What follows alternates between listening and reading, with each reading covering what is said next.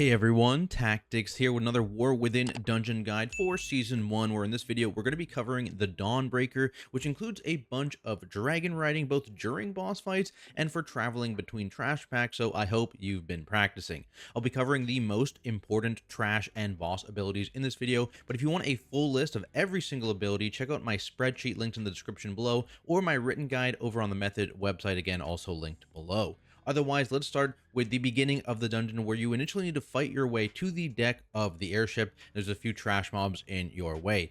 As the main caster, Nightfall Shadow Mages will put out ensnaring shadows on random players. This is a curse dot, so if you have a dispel, use that. Otherwise, interrupt this cast. They'll also occasionally shoot out bolts at random players, so use spare interrupts on that, but again, ensnaring shadows is the priority. The lieutenant mob in this area is the Nightfall Ritualist. This guy will target a couple different players with Tormenting Ray, which deals damage over 5 seconds. These players will need a bit more healing, maybe even a defensive, especially if those random target bolts start targeting them. Stygian Seed is another cast this mob has, which just goes on a single random player, and it's a magic dot. When dispelled, this is an 8-yard AoE around the player, so make sure you move away from your friends and healers. Magic dispel this as quickly as possible. Once you get to the boat, you'll find a Nightfall Commander. This guy has an important kick in Abyssal Howl, which is a 30-yard AoE that also applies absorb shields to any mob hit. If you have a purge, you can remove that absorb shield, but in general, you want to make sure this is always kicked. They also will apply a bleed to the tank, so be aware of that and use bleed, cleanse, or defensives as needed.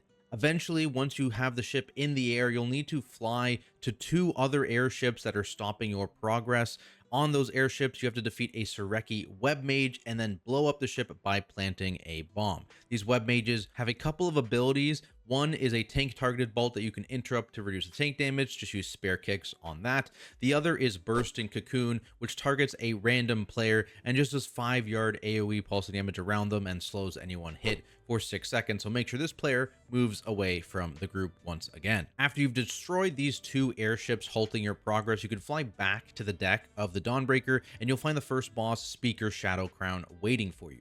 For this fight, you want to keep a kick rotation on the Shadow Bolt attack, which targets your tank, just to help reduce their damage intake.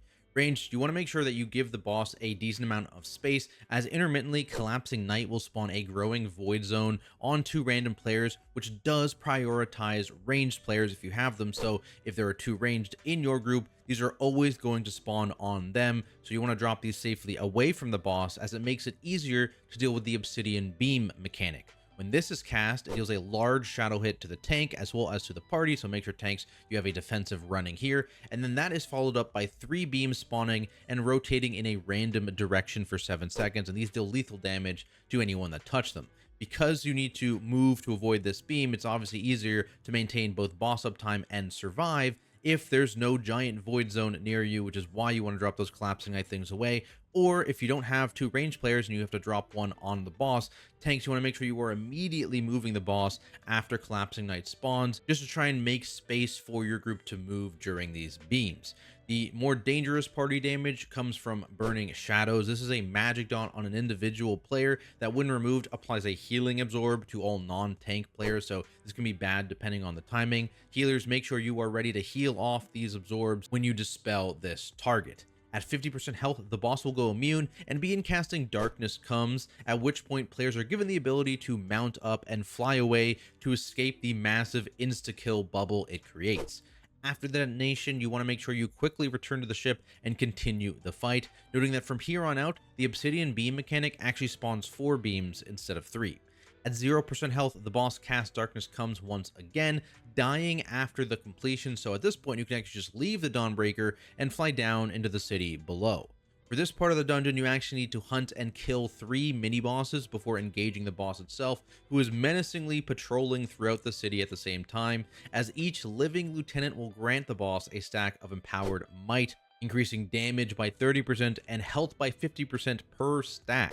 These mini-bosses are always in the same locations, and they each actually feature a single boss mechanic of their own to give you some practice before engaging the real thing. First up, we have Ixcretin, and his ability is Terrifying Slam. This is targeted on the tank, and it's a big 15-yard AoE around them that knocks the tank back very, very far on expiration and will fear anyone inside that circle. So you need to make sure you either have a way to jump back to the boss, whether that's a leap attack, a charge attack, transcend, or you need to be knocked into a wall or a building or something nearby, and hopefully not into another trash pack. So watch your positioning when you pull this mob. It also just has a random target hit and shadow dot as well to be aware of, and actually every single mini boss has that same random target hit. Moving on to the next mini boss, Viscoxria. He's got the Shadowy Decay ability, which is just channeled shadow damage to your entire group over duration. So make sure healers, you are prepared to heal through this. And again, that's combined with that random target hit as well.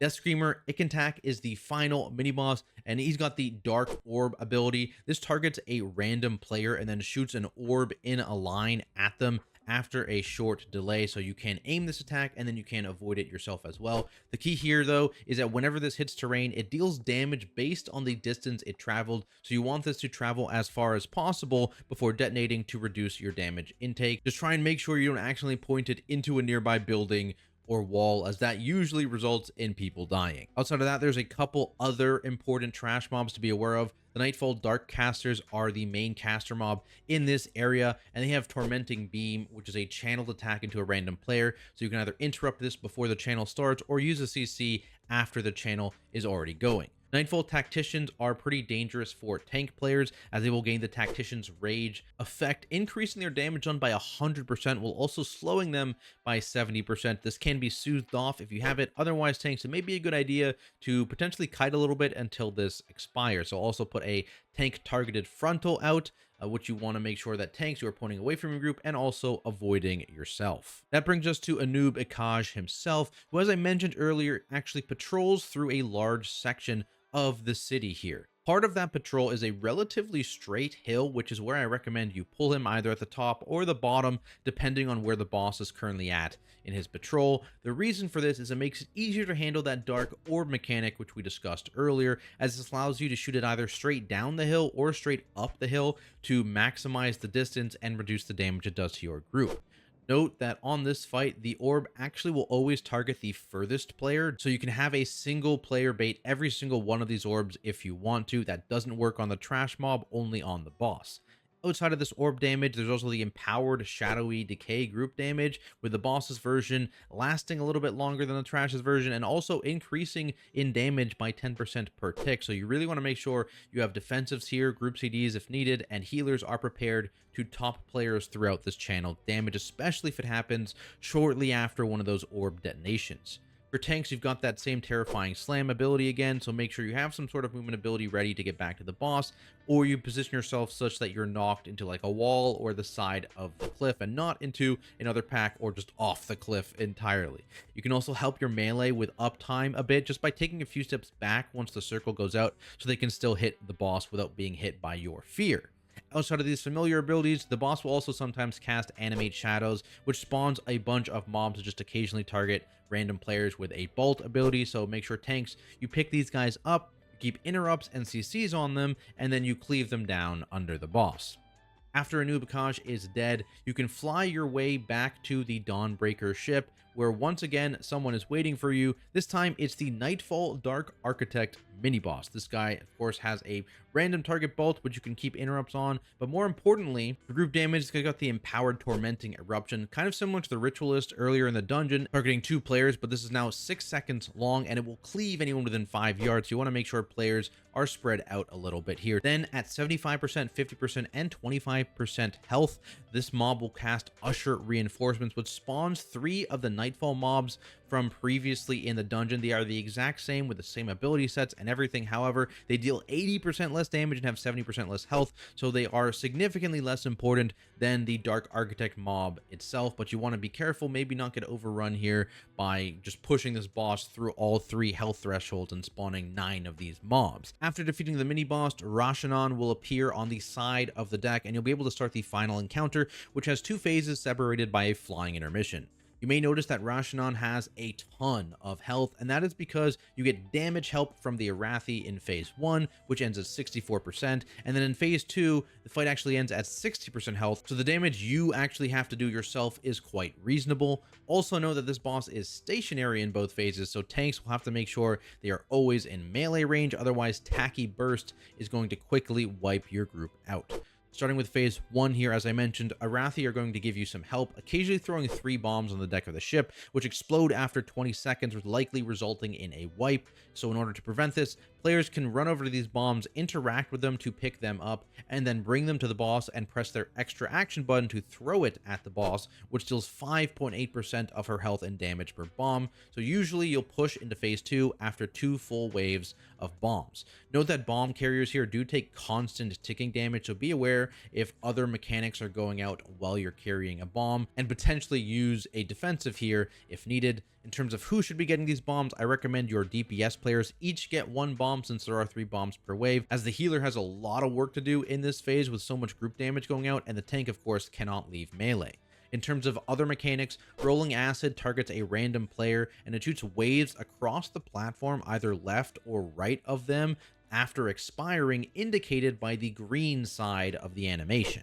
This wave does stun anyone hit and applies a pretty nasty dot as well. So to avoid this, the targeted player needs to immediately run in the direction that their wave is pointing in, so that it harmlessly shoots away from your party instead of through them. You don't need to go all the way to one side of the ship, just past your party members is enough. And also note here that the targeted player always gets hit by the wave, so they will need some extra healing. In terms of unavoidable damage, the boss will channel erosive spray on the group, stacking up a dot on all 5 players. So this is where you want to use your big healing throughput and group defensive CDs. The scariest moments of this fight are always when this fully stacked dot overlaps with some other form of damage, so be aware if that ever happens, and again, use defensives on that. Outside of this, the boss will intermittently fire expel web lines at 2 random players, which you just want to avoid. After pushing the boss below 64% HP, she flies up and leaves the boat, and the intermission begins. You'll once again be able to mount up and follow her, but you need to be aware of the encroaching shadows all around you as you do so. To avoid dying to this debuff, you need to absorb radiant light, which are the golden orbs kind of spread around and spit out behind the boss as she flies, which will make you immune to that damage for a short period of time. Once you actually get to the new boss platform, make sure someone is ready to interrupt the acidic eruption cast before it completes to avoid that extra damage, and this also begins phase 2. In this phase, you have to deal with all of the abilities from phase 1 minus those bombs, plus the boss will gain a new ability in Spinneret Strands. This debuffs 2 players at a time, and it spawns 10 yards of webs underneath them, and then tethers them to the center of that puddle, which then deals damage to your entire party when they break that tether. I recommend players drop these off either on the left or the right side away from the group, and then they break their tether quickly, as the puddle also deals a significant amount of damage and is more scary than the group damage. Meanwhile, the group can kind of safely play a bit more towards the middle of this platform, making it easier for the rolling acid target to safely avoid them, even if you have less overall space because of those puddles. This rolling acid ability also now creates more space for you, as whenever it hits a web puddle, it actually replaces it with a smaller acid puddle instead. From here, you just kind of repeat your dance until you push the boss to 60% HP, at which point you will flee to Nurbar Palace, ending the encounter. But that is it for this guide, everyone. Hopefully you learned something, and if you did, be sure to leave a like, subscribe, and check out my other dungeon and raid guides over on my channel. Otherwise, shout out to my amazing Patreon supporters. Really appreciate you guys, and I'll see everyone in the next video.